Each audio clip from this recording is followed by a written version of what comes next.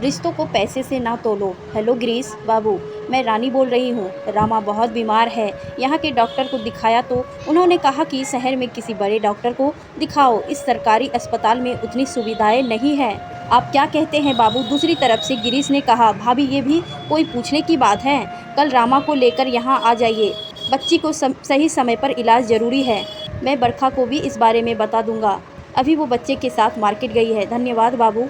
भाभी आप ये धन्यवाद कहकर पराया मत बनाइए, जल्दी आ जाइए, गिरीश ने कहा और फ़ोन रख दिया।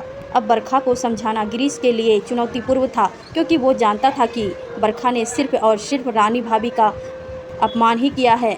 आज भी वो दिन याद है जब बरखा ने पहले ही दिन रानी भाभी को नौकरानी कहकर संबोधित किया था। वो तो भाभी का बड़प्पन था जो उन्होंने बरखा की बातों का बुरा नहीं माना। आज भी वो भाभी को पसंद नहीं करती हैं, वो लोगों को उनके कपड़े, तौर तरीके, रहन सहन के हिसाब से ही उनका आकलन करती है, न कि उसके व्यवहार से। अभी इसी सोच में डूबा था, तभी बरखा और बच्चे मार्केट से वापस आ गए। बच्चे ने गिरीश से लिपट कर कहा, पापा आज हमने बहुत मज़े किए, मॉम ने हमारे लिए बहुत सारे कपड़े खरीदे और हमने चाउमीन खाया और कोक भी पिया। तभी बरखा ने कहा, चलो अब जाओ, पहले हैंड वॉश करके कपड़े चेंज कर लो। बरखा सुनो जरा, गिरीश ने पुकारा। हाँ बोलो क्या है?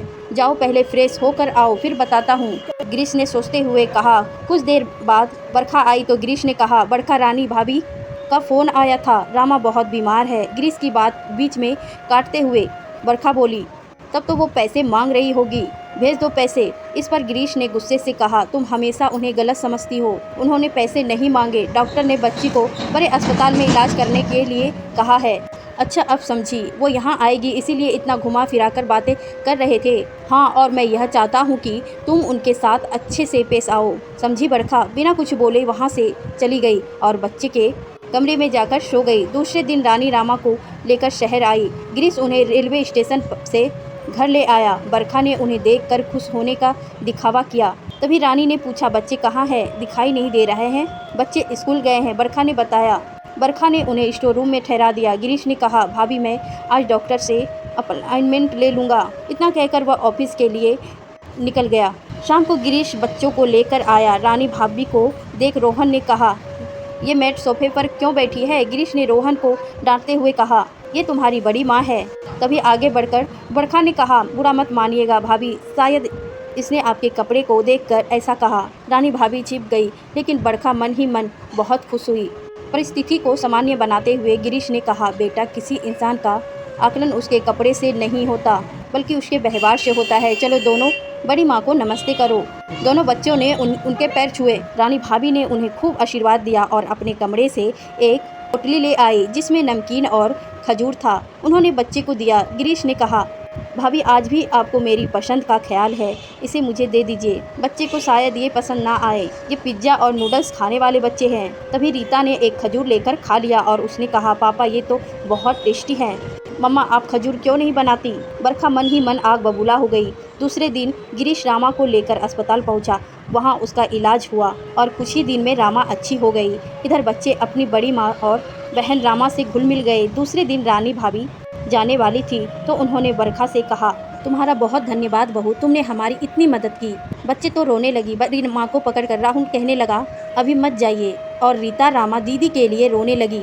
मम्मा आप बोलो ना, बड़ी माँ और रामा दीदी अभी नहीं जाए। बरखा ने बच्चों की बातों को अनसुना कर दिया।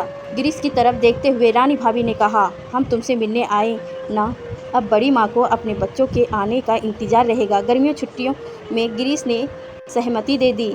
नम आंखों से रानी भाभी ने बच्चों से विदाई ली। मम्मा मुझे कुछ खाने को दो ना। क्यों, अब मम्मा याद आ गई? जाओ अपनी बड़ी माँ से मांग लो। चिढ़ते हुए बरखा ने कहा, बरखा कितना जहर उगलोगी, देखा तुम्हारे दिए संस्कार पर भाभी का प्यार भारी पड़ गया। बच्चे कितना घुल मिल गए थे क्योंकि उन्होंने इन्हें अपना समझा। जो अपनापन तुम्हारे तरफ से रामा के लिए नज़र नहीं आया, बस जितना मैं अच्छी बन सकती थी उतना बनी। उनका क्या, हमारे कितने पैसे खर्च हुए, हमारा एहसान कभी नहीं चुका पाएगी। अब समझ में आया, सारा मांजरा सिर्फ तुम्हें पैसे से मतलब है। तो सुन लो, चुका दिया है तुम्हारा एहसान, उन्होंने एक पैसा मुझसे नहीं लिया।